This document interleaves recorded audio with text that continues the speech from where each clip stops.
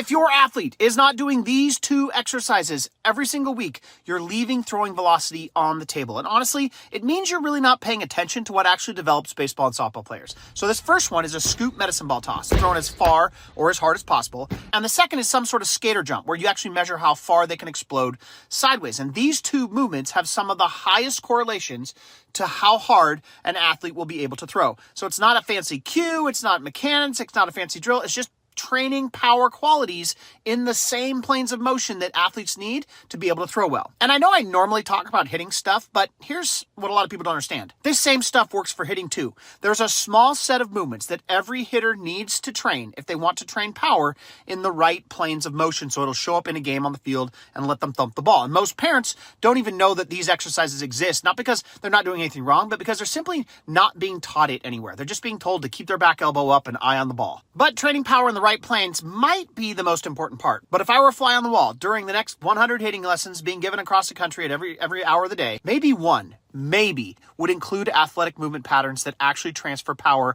to the right types of planes that you need to be able to do when you're swinging the bat. So if your hitter isn't on a plan that trains this kind of stuff, you really have to ask yourself whether you're actually developing your hitter to be a better athlete, or if you're just throwing mud on the wall and hoping something sticks.